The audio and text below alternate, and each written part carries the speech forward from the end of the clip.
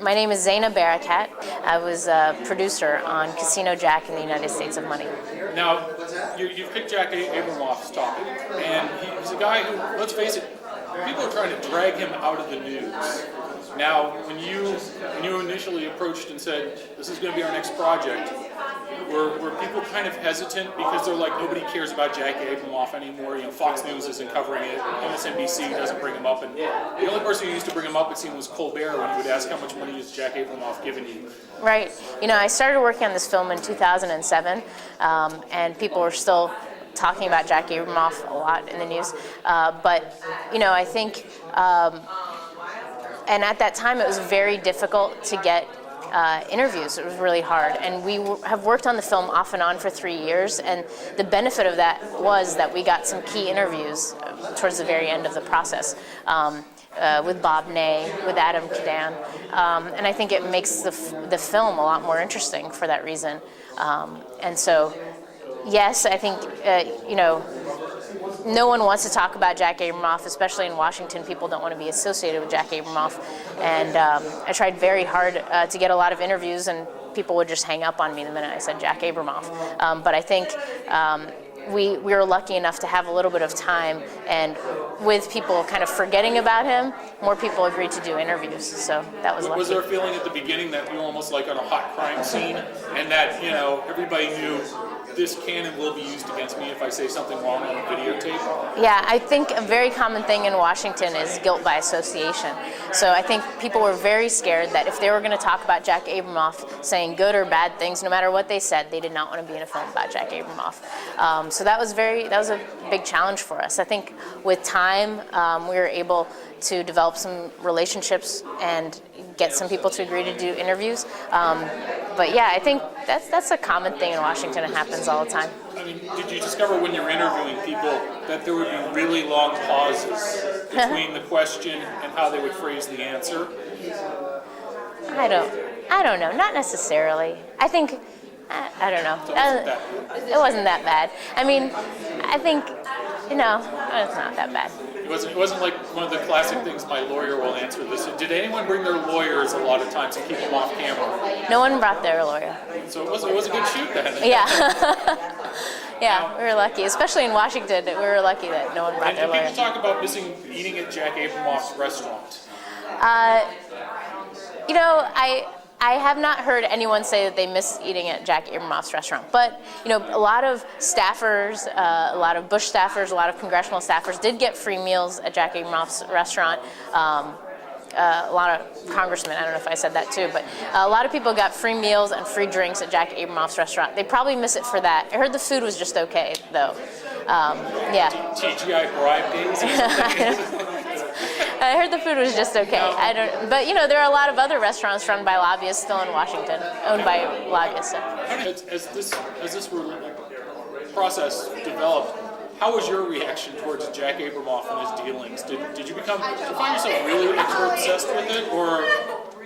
Yeah, I mean, I guess what I can say, when I worked on this project, I did become kind of obsessive about the details of the story. And I think that was a real challenge for this film because there are so many interesting details, and we include a lot of them in the film, but you can get bogged down in the amount of detail, the amount of interesting stories related to Jack, and then lose sight of the overall picture. And I think what we were trying to do with this film is include the juicy details about Jack that were really interesting and outrageous, but also keep the overall picture about campaign finance and the system of lobbying.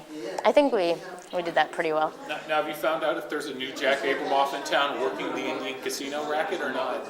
I don't think, it's been hard for a lot of tribes to get representation by lobbyists because of this. So I don't think it's the same situation for now in terms of lobbyists clamoring because it turned into such a PR spectacle. Which is, in a way not fair because tribes should have the right to have lobbyists just like anyone else. That's not the issue. The issue was Jack Abramoff took advantage of these tribes with exorbitant fees. That was the huge problem. But what happened was these tribes, they're caught in a disastrous PR mess. Now, this is your first work with Alex Gibney? Or Yeah, this is the first film I've worked on with how Alex did he Gibney. discover you? Someone who had worked on the Enron film got in touch with me because he was looking for someone in Washington. And she and I had both worked at Nightline at one point, and so she got in touch with me, and she knew that I had been the researcher at ABC News Nightline on the Jack Abramoff story. And so he got in touch with me after that. We met a couple times, and then he hired me to be a producer, and I was working out of Washington on this film.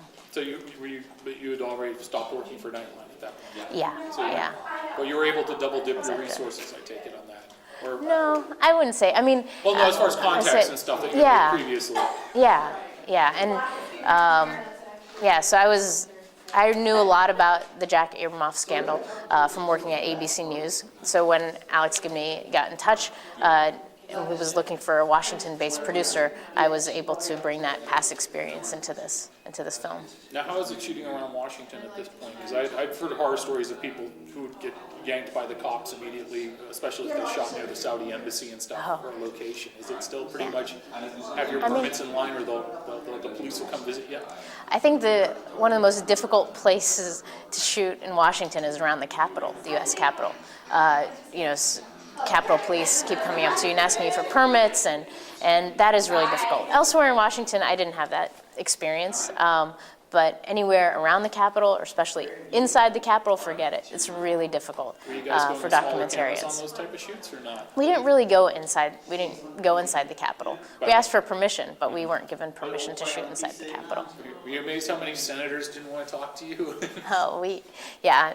I mean, you say the name Jack Abramoff and no one in Washington wants to talk to you. All of a sudden they don't know him and they don't want to talk to you about him, even though we knew that all these people knew him. It was a very, banned name around town. How tough? Because when you try to find out the DC, the White House visits, was that just a rolling mess of denial there too? Yeah, as we were working on the film, the White House logs were released.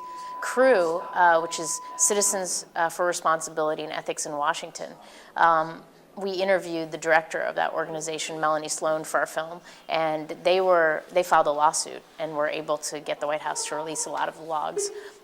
So we weren't involved in that, but other people did amazing work in getting those released.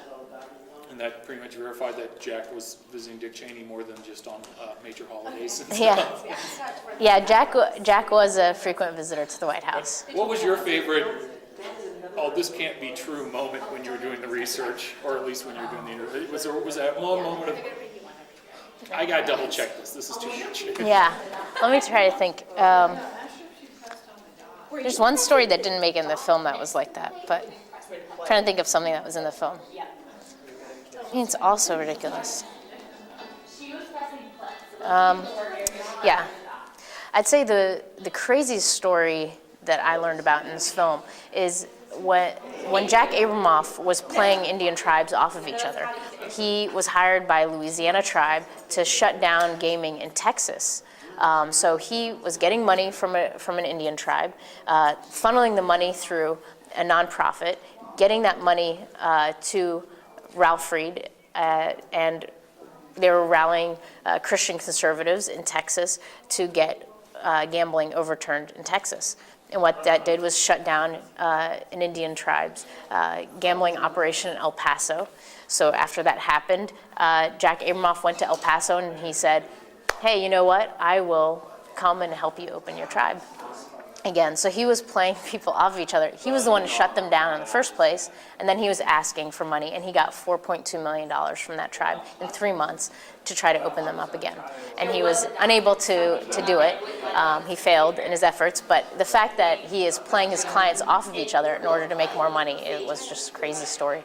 So you need to watch the season of Big Love, because that's what that. Definitely. And the film, who's distributing? The Magnolia is distributing the So film. it's going to be a nationwide release. It's a Magnolia participant and good film. Yeah, nationwide release is May 7th.